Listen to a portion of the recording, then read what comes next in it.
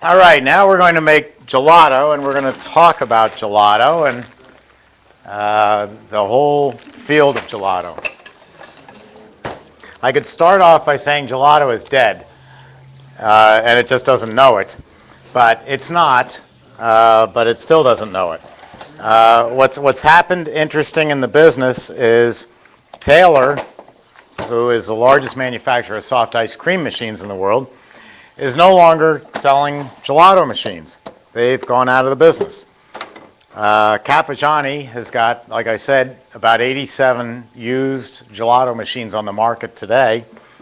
Electrofreeze is owned by Carpigiani, so that's one and the same. And Stolting, just nice people, but they don't do a whole lot.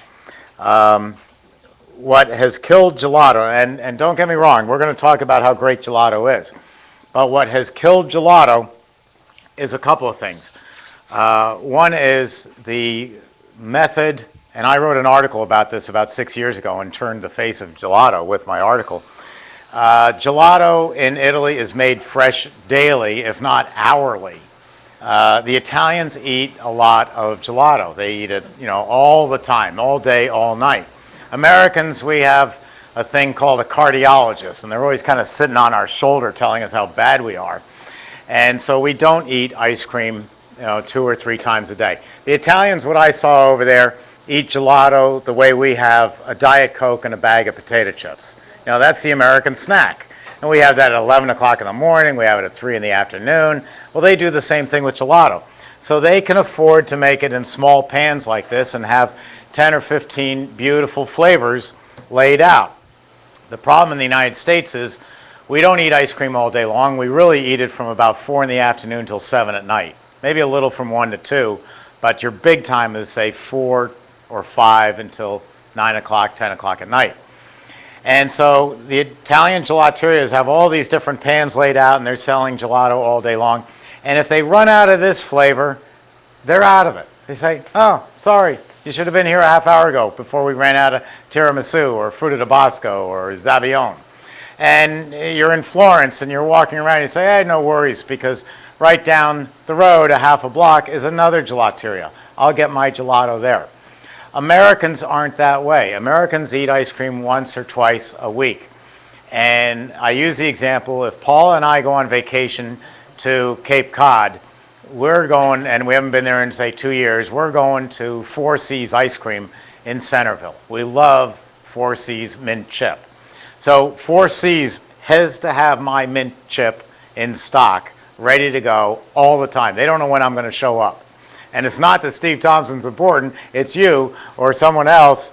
They have to have every flavor that they advertise in stock all the time, because I remember what it tasted like 2 years ago and I want that ice cream.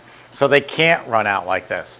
So the American ice cream gelaterias tried to do the 10, 15, 20 flavors all day, fresh every day. And what they ended up doing was throwing out about 33% of their gelato every single week. Well, when you see my factory out back, if I threw out 33% of the steel that comes in here every week, I'd be out of business in no time. So the product doesn't move as fast as it does. I sat down with Gino Cocchi, the chairman of the board at the time of Carpigiani.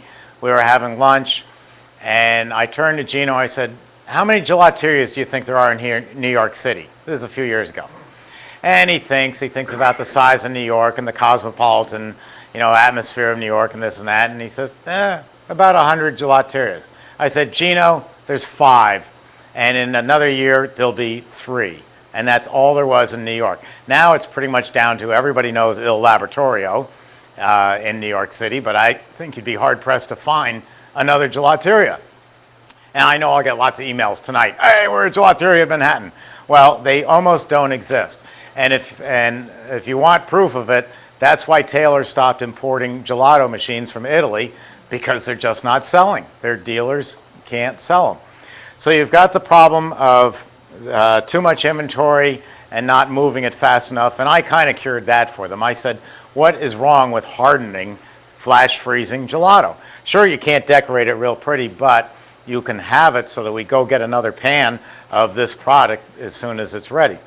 But the biggest problem of gelato that nobody ever saw, except for me, I felt like a lone voice, and now I'm the largest manufacturer in the world of batch freezers, so I guess it paid off, was three of you walk into my gelateria. One of you wants Zabaione gelato. The other one wants cherry Italian ice, and the third person wants mint chip ice cream. Well, we only sell gelato. So we're silently telling the people who want the cherry ice and the mint chip ice cream, go away. We don't have anything for you. And so they were turning away 2/3 of their business. So the solution to me, which I've always done with my customers, is you have the only machine on earth that can do gelato and American ice cream in the same machine. And of course, as well as the sorbets. Why not be a full-service frozen dessert business, just like we've done today? So far, we've made American ice cream, we've made wine sorbet, we've made Italian ice. Why can't you have all these products in one store? Instead of being called Il Laboratorio, call it Thompson's Frozen Desserts. Or as one store did up in Darien, Davis, the two ladies were named Davis and Whiteford. And they called themselves Davis and Whiteford Designer Ice Cream, featuring gelato. Well, for Darien, which is a very wealthy community, that was a perfect name, and it went very well. So all I'm promoting with gelato is say, don't let it be what we call a one-trick pony. Don't be just one product. I mean, there was two guys on the radio many years ago when I was growing up, and they were comedians, and they used to advertise the International House of Toast. And the waitress would come up and say, would you like your toast buttered on the near side or the far side? Well, who can run a business just selling toast? Bob and Ray, that's who it was. And Bob and Ray were just making fun of the International House of Pancakes, which actually did increase their menu to serve other things. You need to have a more expansive menu.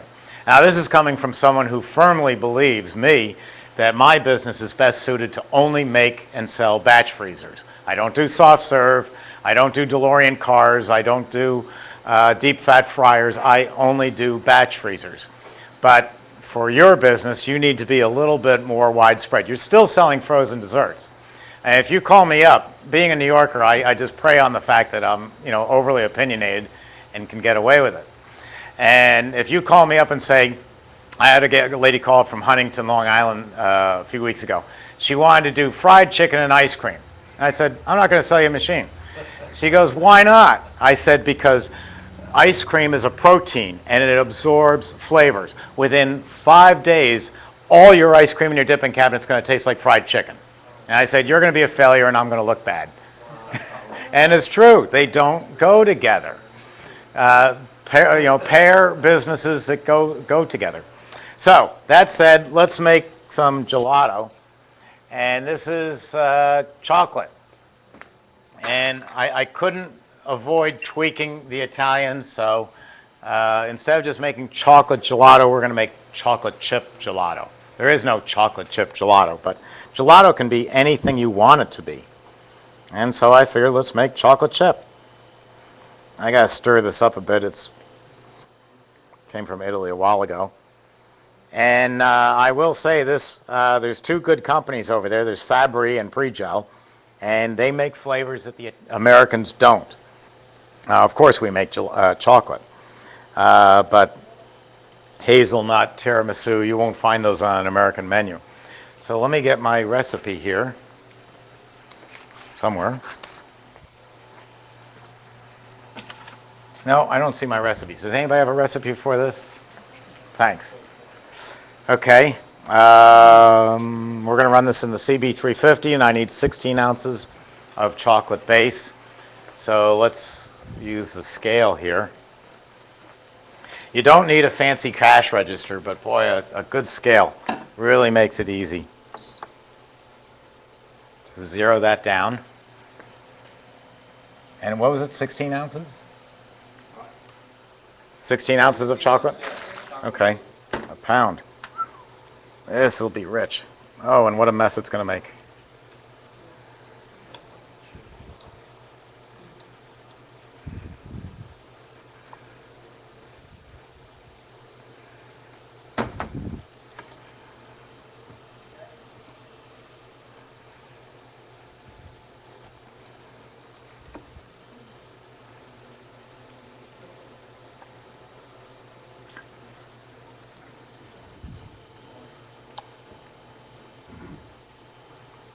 Okay.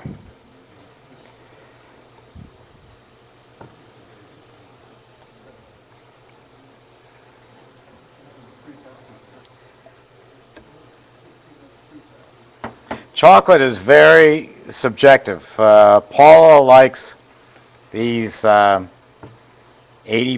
cocoa chocolates that taste like chalk. I like M&Ms. That's all I want is M&Ms.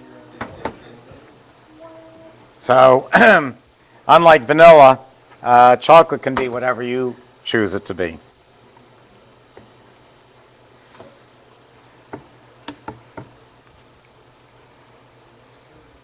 Paula's in a limo right now, so I can get away with saying that.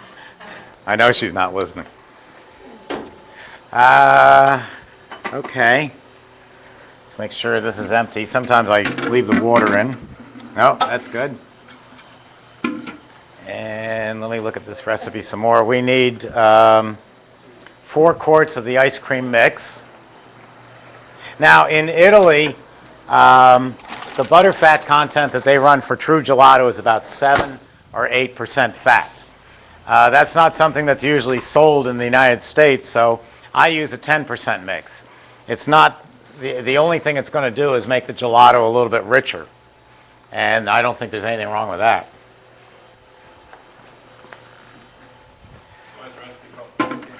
For what? I put 14% because that's what I had last time.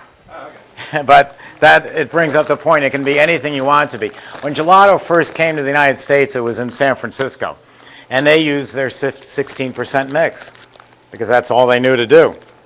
And it worked just fine.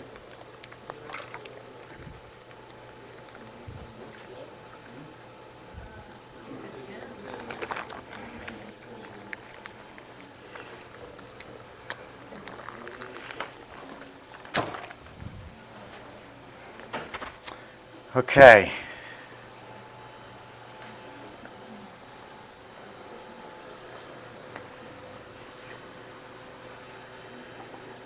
Yes. What is the difference between the custard and soft serve?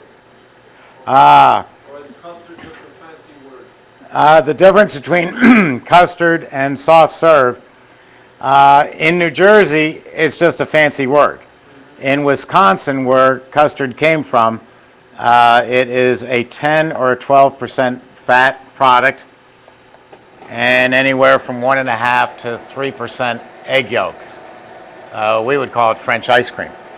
But the big difference is it's a low air content product. Now, I was just talking with Mr. Core of Core's Frozen Custard the other day, and he tells me that the original product that his father made was not a low air content product. It was a high air content, and that was how custard really got started. So it has a lot of different definitions. If you were calling up to do a frozen custard business, just like they do in Wisconsin, I would sell you one of these machines.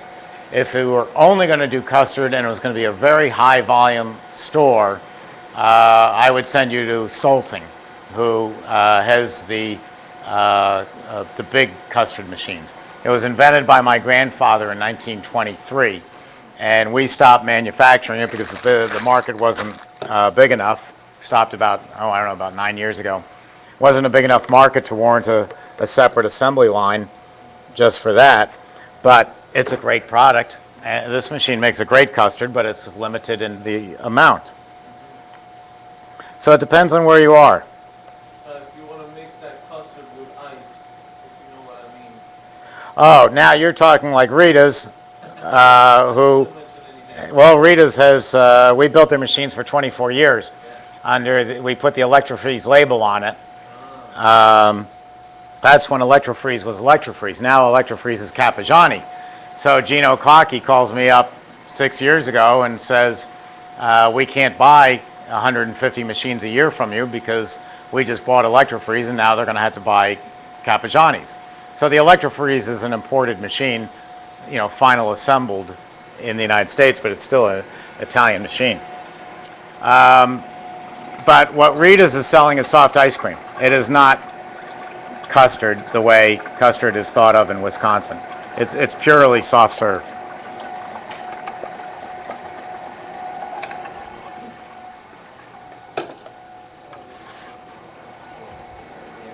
Get the mix in here. You can see why you make chocolate last, because it's so sticky. The only thing worse than chocolate is peanut butter. Peanut butter is a real chore because it sticks on everything, as you can imagine. Okay, what do we got? We got the mix. We're going to throw in a little vanilla for emphasis.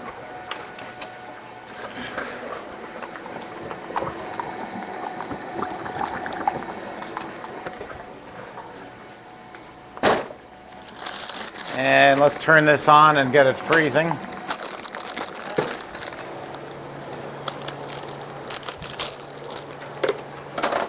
And I'm just throwing in a bag of, huh? Yes. Chocolate chips.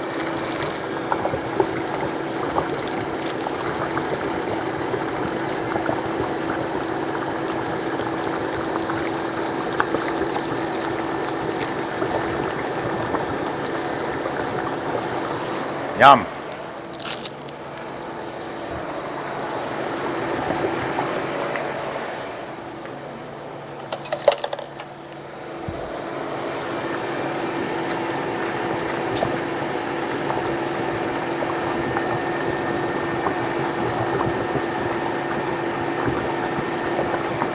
Okay, we got everything in there. Now I'm going to slow it down because I want to put less air in the product.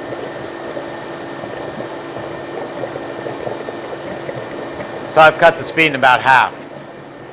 And that will put less air in it as it freezes. It'll take a little longer to freeze because we got a lot of sugar in there.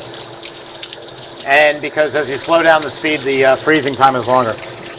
One little trick that I forgot to tell you and I forgot to do, this sink is all clogged because I have a few pieces of pineapple that came through. So what you do is you buy yourself a spaghetti colander and you put it in the sink, and when you're running your rinse water through the machine, through the sink, you pour it through the spaghetti colander. That way you don't end up with chocolate chips or pieces of fruit blocking your drain. You get tired of calling the plumber. So a simple spaghetti colander does a nice job of it. So everything's in there. We'll just let that freeze. So I do think gelato is a great product, but it needs to be in conjunction with other products. Like you don't see pistachio. Well, you do see pistachio in a normal ice cream parlor. They have great names. I can't even pronounce it. Mirtillo, that's blueberry. Fragola, strawberry. Mocha, that's coffee. So you have a lot of different things you can do with gelato. While we're at it, let's see what we're going on to next.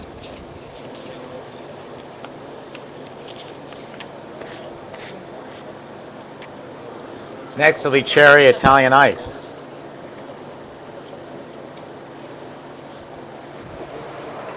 Any questions so far on the gelato? Okay. Yes. The book tells you what speeds you need to dial in, right, when you're making your ice cream. The book doesn't tell you. I have a sheet that I print out and we send it with the literature that tells you approximate speeds for different products. Yeah. So this one I'm running at 147. So I usually say somewhere between 145 and 155, give or take. You know, that's the fine art of making product. I mean, you don't have to go study in Italy for years to learn how to do it. It's just a pretty much simple range there.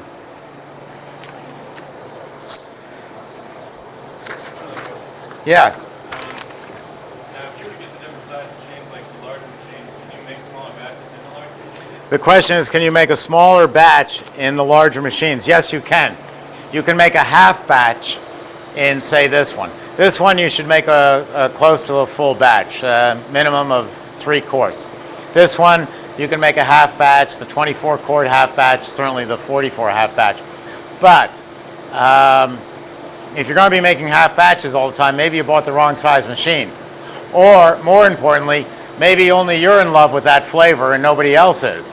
You know, if you're constantly making half batches of bubblegum licorice and it ain't selling, it's people don't like bubblegum licorice ice cream, get rid of it.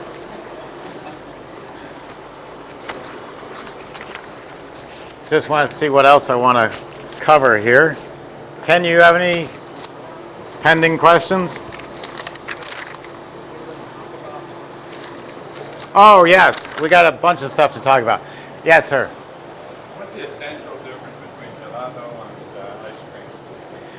The essential difference between gelato and ice cream is between 10 and 16% fat and medium to high air content.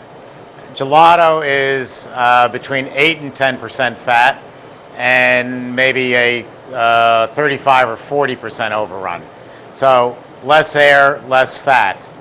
You're using the higher fat for this particular. Yeah, but only slightly. I'm at 10 as opposed to 8. So it's not too big a difference. Bunch of things while that's running. There's a group, and you want to write this down, and for those of you on the internet, this is a blog called Ice Cream Folks at yahoogroups.com. Long name, and you can always call me and get it. Ice Cream Folks at yahoogroups.com. This is a group that started up in Massachusetts. Steve Rapucci started it, I think, and it has grown and grown to where it's all over the United States and beginning to grow all over the world. And this is a group of people who own ice cream parlors, Italian ice businesses, restaurants, and they all get together on this forum, and we just, the theory is that we answer each other's questions. Sometimes we get into knockdown, drag-out fights and name calling and everything else when you get a good group of people who are passionate about their product together. But if you have any question about how to do anything, these are the people to talk to. And, you know, sometimes they'll say, Steve's full of hot air and you should do it this way. Other times they'll say, I'm doing great. But that's the beauty of a blog, is you're going to get diverse opinions, and then you decide what you want to do. And they really are a great group of people. And you'll have fun at Ice Cream Folks at yahoogroups.com. There's also an organization called NICRA. That's an acronym. National Ice Cream Retailers Association. And NICRA, the reason we're not having a course next month is NICRA will have their annual convention in Jacksonville. And it's a trade show with seminars. And the seminars are great. They go into all different aspects of the business.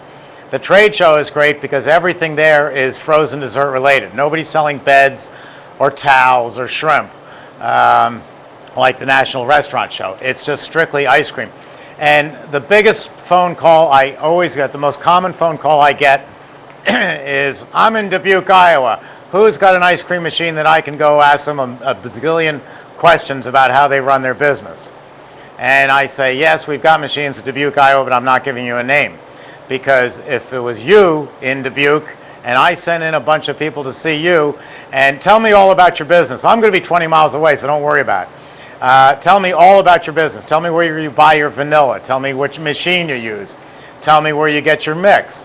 You know, this is what is the bread and butter of their business, and they're just not comfortable telling you. However, you get them to the NICRA convention, and maybe it's the drinks with the umbrellas in it, but they'll spill their guts. They'll tell you anything you want to know because they're so proud of what they do. So if you can get to the NICRA convention in Jacksonville, that's a great one. Or join NICRA. It's nicra.org, O-R-G. Now, while we've got an international audience, I wanted to take a second to talk about the different blades that Emery Thompson has gone through. What's happening inside that machine are two knives are going around scraping the ice cream off the walls. And I wanted to show you the progression over the years and where we are today, because everything I do on my machine is to improve it. I never do anything to cheapen it. My machines cost less than anyone else because you're buying direct, so I can afford to improve the quality. I don't have to keep looking at the bottom line. Don't worry about me. We do just fine. We started off with metal blades, and they were pivoted so that when you turned the machine on, the blades were thrown against the walls and they would scrape the ice cream. That's the old-fashioned method. Kind of looks like this design, doesn't it, from 1900. Same basic idea, just better materials. But this metal was retired with a few exceptions. We still make some of them out of a FDA-approved metal, but this stuff got so expensive, and it was dairy metal, that it's been retired. And in 1995, it got retired real quick, and that was pretty scary for a manufacturer. So we went over to a Delrin blade, a solid Delrin blade. Now, if you've got these in your machine, they're 20 years old. They're really worn out. For example, a Frigomat or a Taylor, you might change the blades every 6 months. You might do a Capojani every 8 months. Our blades used to, we'd say, would last about 8 or 9 years. Now it's going to be much longer than that. But this was the next progression, was to go to the all plastic. The problem was, when you go to throw these out against the wall, it's the weight of the blade that does the trick. These are quite heavy compared to this. So these didn't scrape as well as we would like to. So we came up with this design, which added more weight to the blade, but the plastic was permanent. So once it wore out, your blades were finished. That takes about 10 years. If you've got these blades in your machine, they're also about 15 years old, and you're riding not on the plastic, but on the steel. Then, 10 years ago, we came up with this blade, which is what is in the vast majority of our machines. It's got the weight, the heavy weight of the stainless steel blade, because we machine it at our factory across the street. And then it's got the plastic, so for the cleanliness and durability. Plastic lasts longer than metal. Also, metal against metal generates heat, so the machine's a little slower. These machines are faster with this blade. This is held in by 2 pins, and it's removable. We remachine these 2 or 3 times, so you could get about 4 years life out of them on an average machine, and then you can replace them inexpensively so that the frame lasts forever. And then I'll show you where we are today.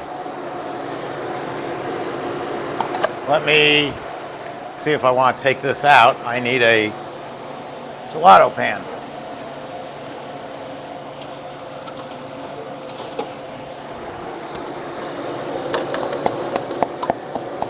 Ah, that's ready.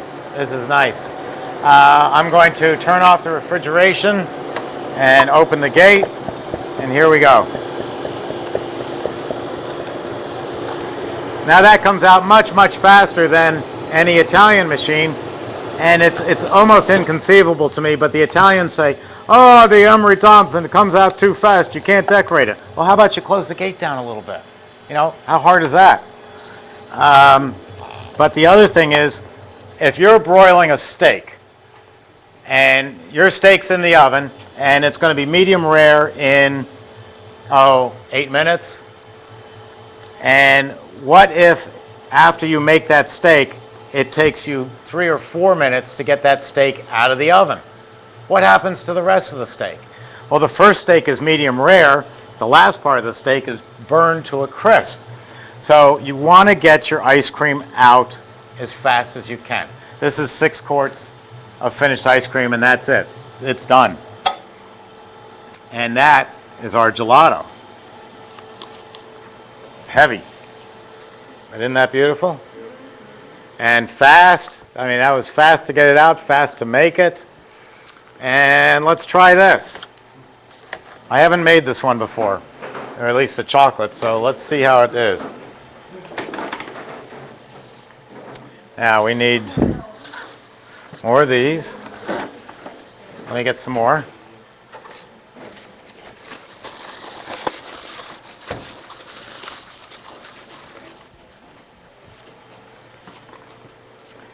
And I've got to get here's my scoop. So this is chocolate chip gelato. And it's heavy because it has less air in it, which means it's also going to fill you up. So no one's going to be coming back for seconds, and I think that's a little bit detrimental. I want you coming back for seconds.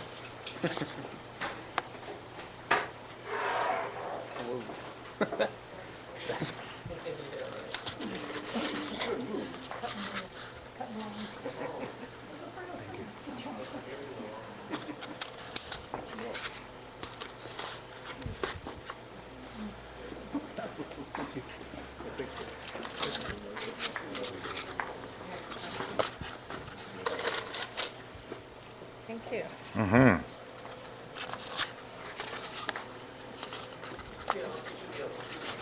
No, Sadie, don't come in. You can't have chocolate. You lose double. Stay there. Thank you. As hard as she works, it's not fair. Thanks, it's been a pleasure. I'll be back for your 2-day class in January. Okay. Thanks for coming. Oh, gosh. That's all. Oh, there's more coming. I told you this morning. Texture on that, Isn't that nice? that is really nice. So how is it? Oh, good. See, you don't have to be Italian to make Italian ice or gelato. What, are you kidding? How am I going to get that in there? I'll do it. I'll do it.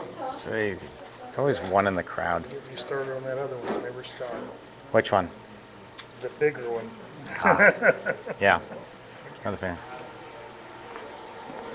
I'm sorry, Sadie. I haven't got anything for you. Come on, you gotta leave. Wait. All right. I'll be right back. Let me see if I have some dog ice cream for Sadie.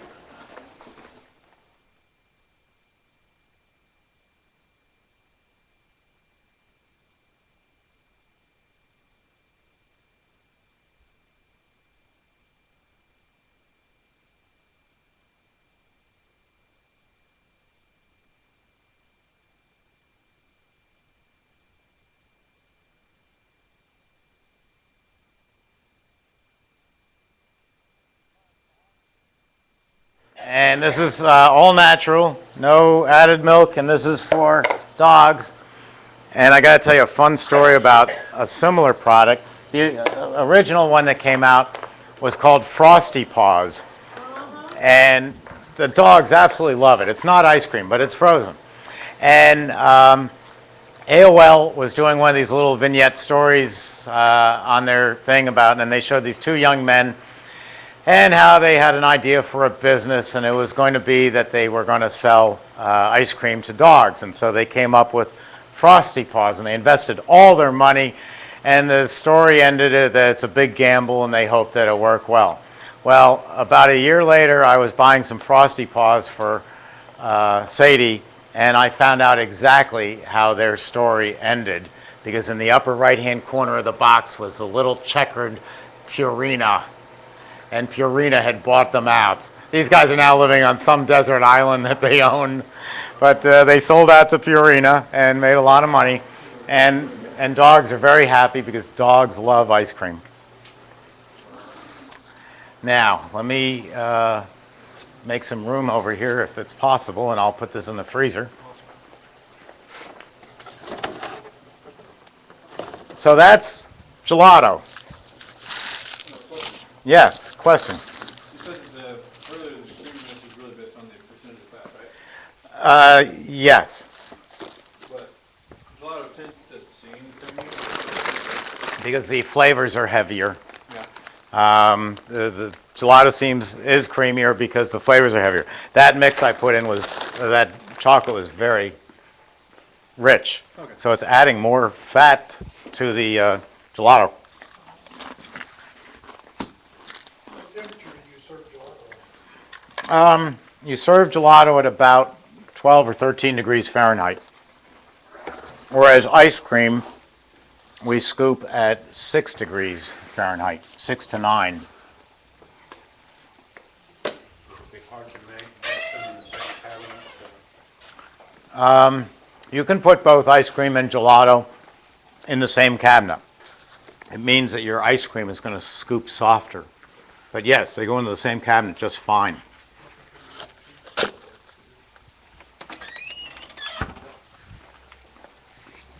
So I do like gelato. I just see it as a limited market, and that's exactly what has turned out to be the case. I wouldn't want to open up just a gelateria nowadays.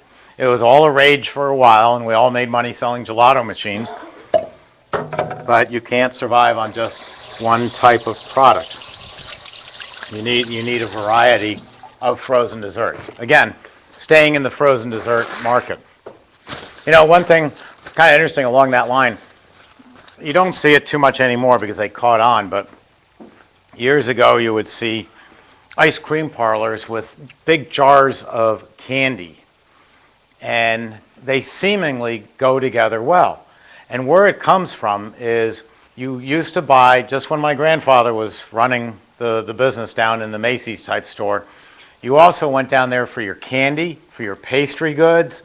Any sweets were bought in the basement of the department store. And so that's where the tie-in comes.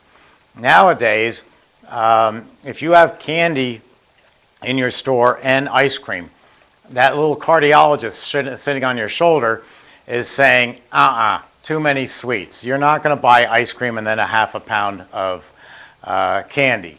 And so the candy just doesn't sell because we limit ourselves. We say, no, I'm not going to eat that many sweets today. And that really is the case. That's what happens. Coffee kind of goes with ice cream, but to me, putting coffee in and saying, well, I'm going to serve coffee in the morning, coffee and pastry, and then the rest of the day I'm going to be ice cream, it's kind of blurring the lines of what business are you in. Are you in the frozen dessert business? Are you in the coffee business? Or are you in the bakery business? I'd rather be in the frozen dessert business and concentrate on all the products we're making here and different variations thereof. Ice cream cakes. Everybody has a birthday. I got this guy, Mike Flaherty, Route 3 in Secaucus. And Mike is about 5'5" in every direction. And you look at his business, it's on Route 3 in Secaucus, on the route to the Lincoln Tunnel. Cars are going by at 100 miles an hour. And Mike's got 4 walk-in freezer rooms attached to his building. You know, wait a minute, how can he be doing that kind of business? Well, Mike one day wasn't doing any business, and around the corner from him, over on the Jersey Turnpike, off the Jersey Turnpike, was a place called Harmon Cove. That's Hartz Mountain Corporation. They're actually in the real estate business, besides birdseed. And they had lots of buildings and lots of companies like this, and Mike knew that he probably couldn't get to see the president of any of those companies. But he could get to see the receptionist. So one day, Mike cranked up his Emery Thompson, and he made a bunch of ice cream cakes. And he showed up with his business cards and some plates and some spoons, and he went to every receptionist on every floor, every business in Harmon Cove and said, here's a free cake, here's my card. Anytime you have a birthday party or a corporate event, call Mike's Ice Cream. And he built a whole cottage industry just around ice cream cakes to corporate offices. I mean, how great is that? And simple to do. I used to go over to Little Italy in both Bronx, Mount Vernon, and New York.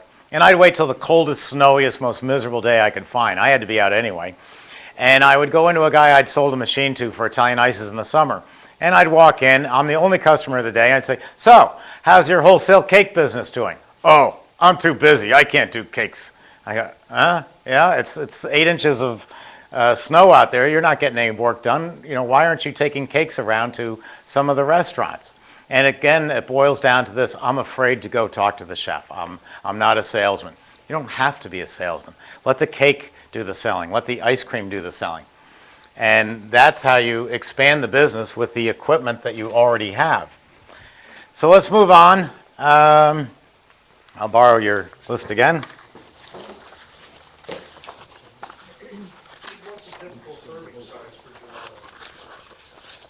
Typical serving size for gelato and ice cream is about 4 ounces. Some people do more than that. Nobody does less. More than 4 and you're starting to fill up. If you've got a fancy restaurant and you put in one of my machines, sorbet is a wonderful dessert. for them to have. It's light, it's refreshing, you feel great. If you go into a restaurant and you eat a 5-course meal or even just a big Italian meal, and then you have a huge heavy dessert afterwards, you walk out feeling full and heavy, and you don't say, I ate too much dessert. You say, that that restaurant made me feel full, I'm not going back. We don't blame ourselves, we blame the restaurant. So you want to end it with a light dessert. So giving too much ice cream or gelato can actually be a detriment. We're going to make a cherry Italian ice. We've got, time for 2 more. And this is, again, just to show you the simplicity of Italian ices. So I'm going to use 7 quarts of water. Let me get that. And again, I have a can of cherries, and I could use the whole thing, but I'm going to use the base just to show you again how easy this is.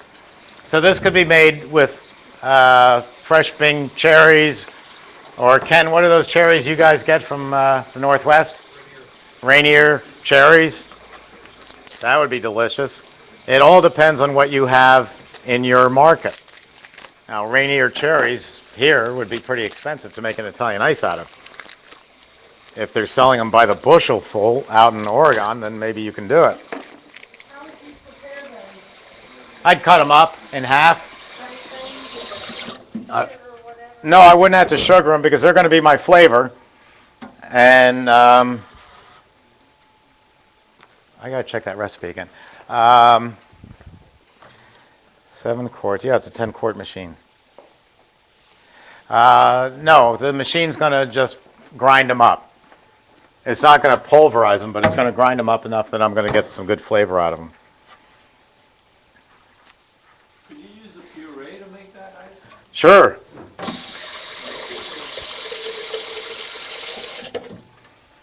No big deal, huh? No, in fact, if you've got the time, I'll show you a little trick about making ice cream using puree.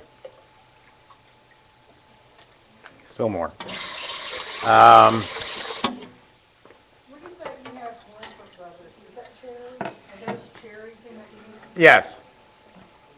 The Limpert Brothers is a can of cherries, and there's other companies. There's Oranger. See, I've left the gate open from when I rinsed out. Close the gate. Yeah, it happens.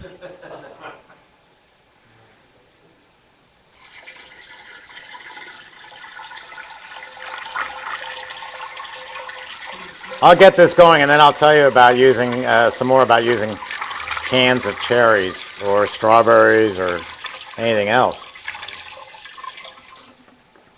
You're making your own mix. How hot can it be? How cold does it have to be before you put it in the machine? English is a second language, Ken? The mix, if you're making your own mix, it's got to be chilled. The machine can take it, but you need to age the mix. Another problem with making your own mix, you can't make it now and put it into the machine. It'll make a lousy ice cream. You need to age it overnight for it to bloom. Otherwise, it's just not good. 1 pound of sugar. So I want to mix the sugar with a little bit of water. So I'm going to take a little bit of water out, pour that in. Sugar dissolves very easily in water, cold water. You don't have to worry about it at all.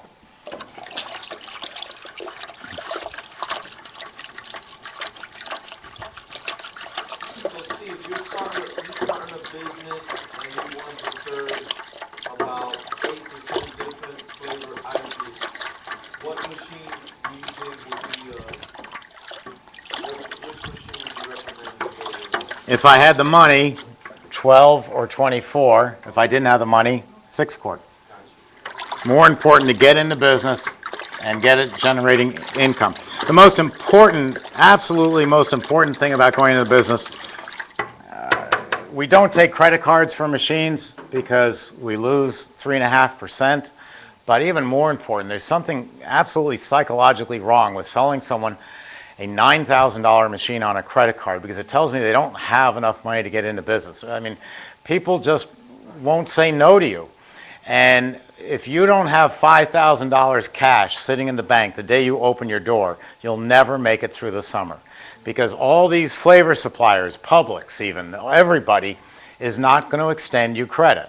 You are going to have to pay cash for the first 6 months or year, and then you'll build up a rapport with, iRice or Limpert or something like that, and they'll give you net 30, but not at the beginning. So you've got to have working capital. If you don't have working capital, I'm not saying you can't go into business. I'm just saying put your dream off until you can save for that $5,000. It's extremely important, and I don't want any failures. It makes me look bad. Okay, so I've got my sugar and water in there, and we're going to add the cherry.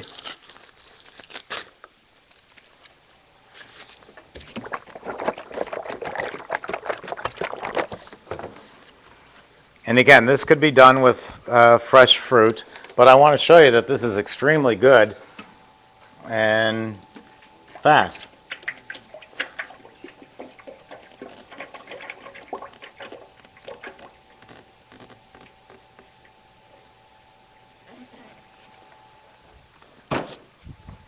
This is iRice out of Philadelphia, and it's a great product.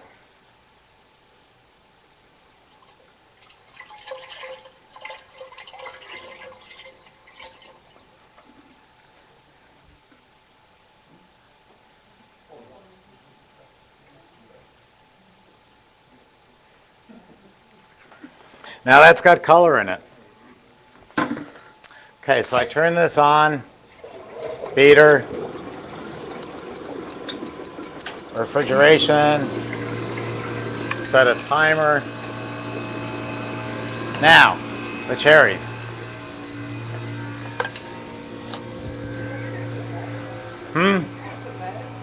Yeah.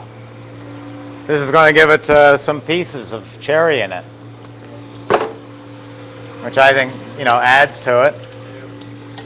Oh, well, I got a minute to do that. Let me just show you something. Fresh strawberries and strawberry puree. Ah. I'll get the cherries in, and then I'll tell you about this.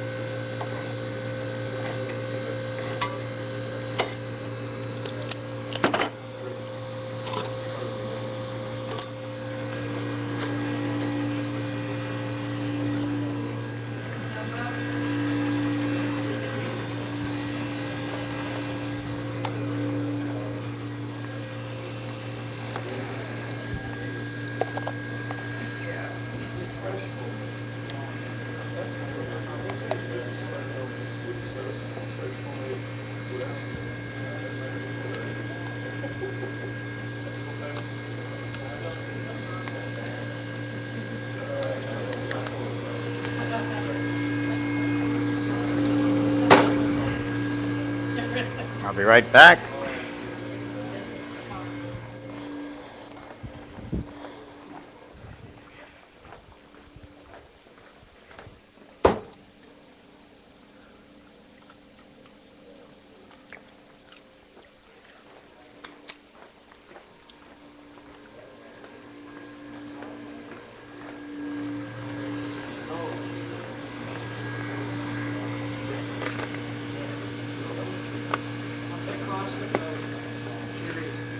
I don't know. Now here's where you gotta make a management decision. I just tasted these. They're okay. I don't love them. I'm not gonna put them in. I'm gonna skip it. The idea is you could put cherries in, but compared to fresh cherries, it's not this company. I just don't like the taste. So I'm gonna leave it out. You gotta make decisions like this. You gotta say, is that a good product? Do I like it? I don't like it. But let me tell you a little bit about these number 10 tin cans. Here is fresh strawberries, and here is strawberry puree. puree is ground up strawberries. So in other words, the strawberries weren't good enough looking to become fresh strawberries, so they ground them up into a puree. So if this costs, I'm making up numbers, if this costs $100 a case, and this is $50 a case, it would be, say, about half price. Now, with the batch freezer, let's say I'm making strawberry ice cream.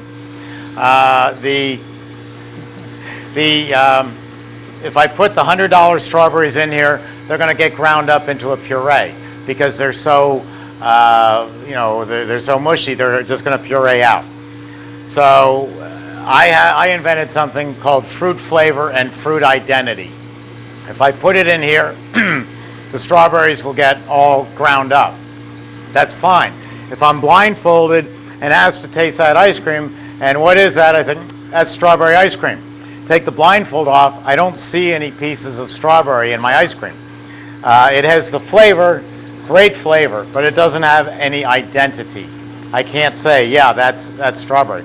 So I might put 1 quart of strawberries in here, and the second quart as it's coming out. I'd open up the gate part way and shake in the strawberries. Now I have the fruit flavor and fruit identity. But here's the good thing. Remember, the puree costs $50 a case, the solid pack or chunks cost $100 a case. Why put $100 strawberries into a machine that's going to grind them into $50 puree?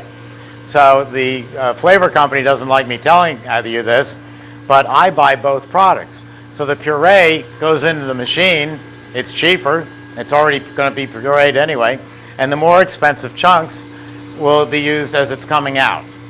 So I get my fruit flavor, fruit identity, and I save money by picking and choosing my products. So that works very well. We had a guy famous in New York, the ice cream king of Corona. And the ice cream king of Corona was famous for his ices, really great ices. And he used to advertise that he put 15% fresh fruit into his product. Well, that was great because nobody else was doing it. Everybody else was doing it just the way we're doing it now, which you'll see is really good. But by adding those 15% of real fruit, it just gave it more oomph, like the ice cream with the pineapple in it. So adding some fresh fruit or some canned fruit is a great idea, and nobody else is doing it. Little Jimmy is my machinery up in Elizabeth, New Jersey, and he's a big wholesaler of Italian ice. He's not putting any fresh fruit in his. And so this is a good way for you to beat out anybody else. On machinery, while this is running, people ask the question about air-cooled versus water-cooled. Inside here, in simplest terms, is an engine. Just like your car has an engine. We call it a condensing unit, and the heart of it is called the compressor. You have to cool the compressor. It's getting hot as it runs. It's compressing the Freon gas into a liquid and then sending the liquid up to the freezing cylinder. So the way you cool the engine is either like your home refrigerator. Your home refrigerator is a compressor about that big, very, very small compared to what's in here. And it's air cooled. And you don't even notice it. It's sucking air in from the bottom and blowing it out the back, and it's air cooling that engine. We're doing the same thing here, is we're pulling in air and then blowing it out the sides to cool this. This machine is water cooled. That's the other way of cooling. Instead of blowing air into the room, it's bringing in tap water. We hooked up a garden hose to it. It's circulating the cold water, and then it's throwing it out to the sink. Now that sounds wasteful, but it's actually, on the little machines, it pays for us to go air cooled.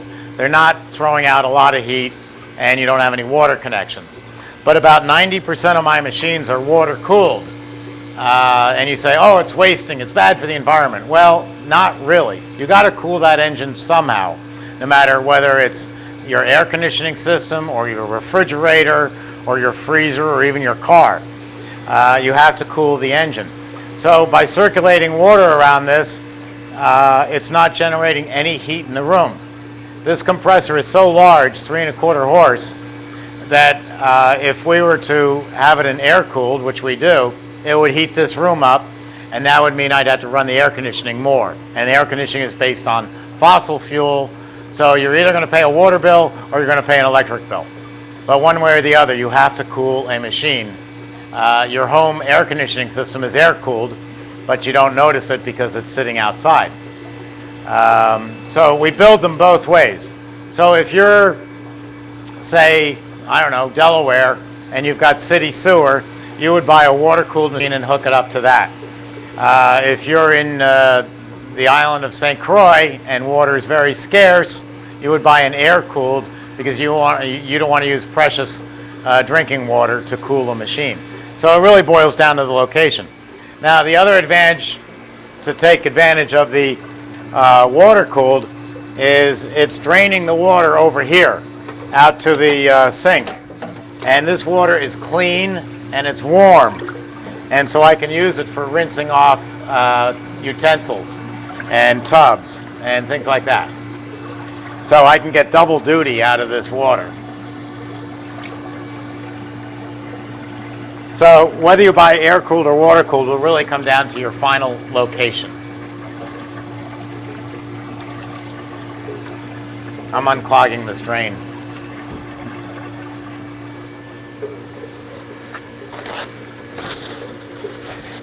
And then after the Italian ice, the last one we're going to make is going to be a concoction I came up with, Oreo cookie banana ice cream. They just go together great. Some of my confections don't. I came up with banana coffee ice cream. And it was awful because the bananas were fighting with the coffee for who was stronger. And neither one won out. That's an adjustable tray.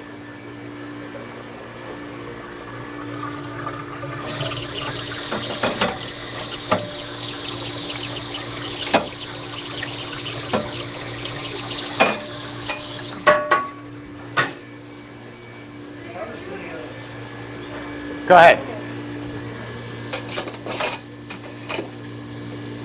Yes. One of you. How does the cost of something like pina colada mix that you get from Publix compared to getting from something like iRice? How does the cost compare from doing pina colada at Publix versus the iRice? The iRice is a lot cheaper because the only good product for pina colada besides the iRice and other companies like them is Coco Lopez. Is that what it's called? Yeah. And that's just very expensive, cream of coconut. And since there's only them making it, they control the price. I mean, it's fine if you're doing bar drinks, but to do on a massive scale of sugar water, it gets very expensive.